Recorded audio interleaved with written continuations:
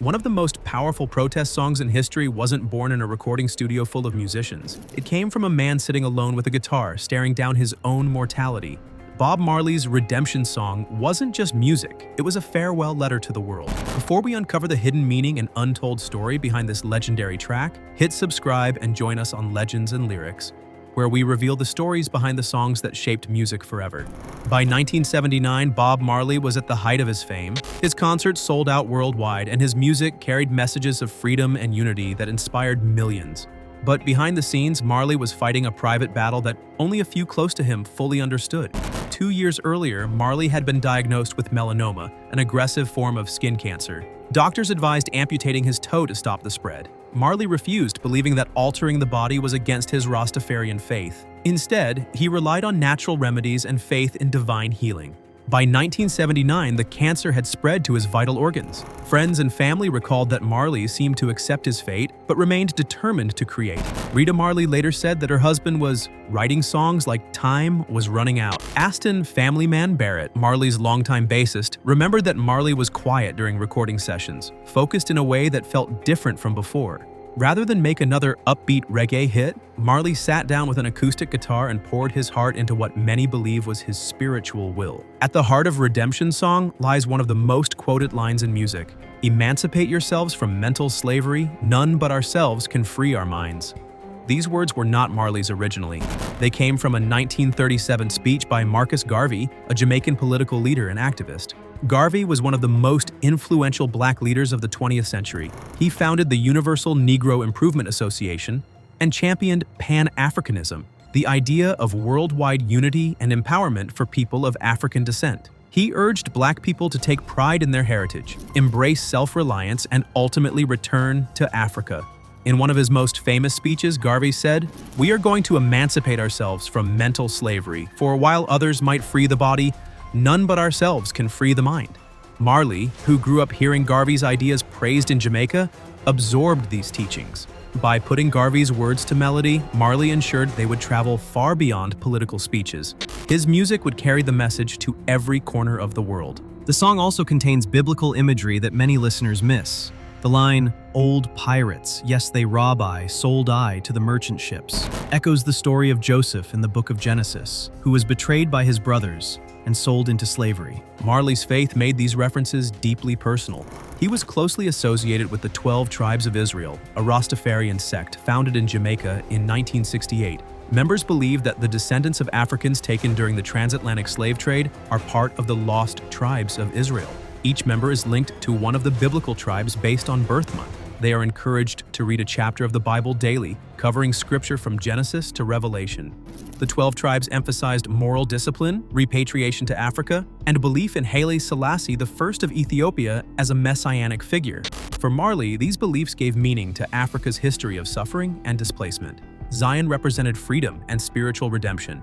Babylon symbolized oppression and corruption.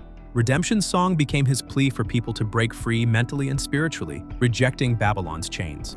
Musically, the track was unlike anything Marley had released before. It was stripped of drums, bass, and harmonies, just his voice and a guitar. Critics and fans were stunned by the simplicity. This choice was deliberate. Marley wanted nothing to distract from the message.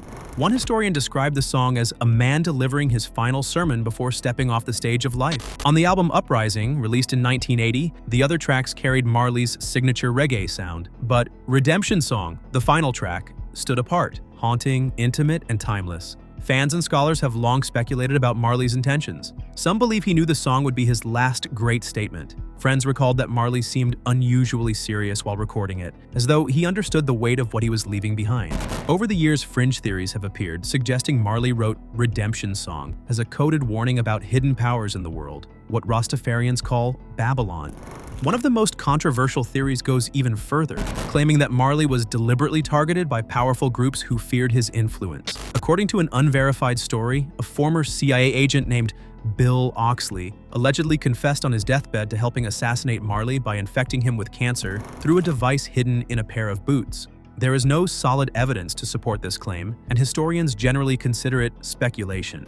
However, the idea persists because Marley's influence on politics and culture in Jamaica was undeniable, and some believe that made him a target. While these theories remain unproven, they reflect the song's prophetic tone and the mysterious circumstances that still surround Marley's final years. Marley performed Redemption Song live for the first time in 1980 during his final tour. By then, his health was rapidly deteriorating. In his last concert at the Stanley Theater in Pittsburgh, he included the song. Fans described the performance as deeply emotional, like Marley was saying goodbye with every note. One audience member later said, "We didn't know it then, but he was leaving his soul with us that night." Video footage from his final shows shows a thinner, weaker Marley, yet his voice carried as strong as ever. The audiences knew they were witnessing history, even if they didn't yet realize it would be his last time on stage. After Marley's passing on May 11, 1981, Redemption Song became one of his most enduring works. Over the decades, it has been covered by dozens of artists across genres. Johnny Cash and Joe Strummer recorded a haunting duet version that is widely considered the most iconic cover. Rick Rubin, who produced Cash, recalled that Cash refused to alter Marley's lyrics, saying, "Bob Marley wrote that. I can't change that." Stevie Wonder recorded it for a 1996 film soundtrack, giving the track a soulful, gospel-like feel. Leon Bridges created a smooth rendition for the 2024 Bob Marley One Love biopic soundtrack. Even Beyoncé and Eddie Vedder performed it live together at the 2015 Global Citizen Festival, creating a moment of unity and hope. Another beloved version is the Playing for Change recording, featuring Stephen Marley and musicians from around the world. That video has been viewed tens of millions of times and remains one of the most moving tributes to Marley's message. Other Bob Marley songs have also found new life through covers. Eric Clapton's version of I Shot the Sheriff became a #1 hit in 1974, introducing Marley to mainstream audiences. Alberto Gil recorded emotional versions of No Woman, No Cry, while the Fugees reimagined it with a hip-hop twist in the 1990s. These covers helped bring Marley's music to new audiences, proving that his message of freedom and unity could transcend both time and genre. In the years following Marley's death, Redemption Song was embraced as both a protest anthem and a spiritual hymn. It has been played at protests, state ceremonies, funerals, and even weddings. Critics frequently call it one of the greatest songs ever written. Rolling Stone ranked it among the top songs of all time. It became a rallying cry for oppressed people worldwide, used in movements for racial justice, anti-apartheid protests, and human rights campaigns. For many fans, the song represents Marley's final blessing to the world, a reminder to fight for freedom but to also free the mind from fear and doubt. Redemption Song endures because it is more than just a protest track. It is a song about freedom, mortality, and hope. It merges history, prophecy, and personal reflection into one timeless message. Marley's stripped-down performance gave the words a power that resonates decades later. His connection to Garvey's ideas, his belief in the 12 tribes, and his awareness of his own mortality all shaped the song into something much deeper than music. More than 40 years later, Redemption Song remains Bob Marley's most haunting legacy. It is a reminder that freedom begins in the mind, that hope survives even in the face of death, and that music can outlive its creator. If you enjoyed this story, like and subscribe to Legends and Lyrics for more untold stories behind music's most iconic tracks. Legends and Lyrics, where the music lives on.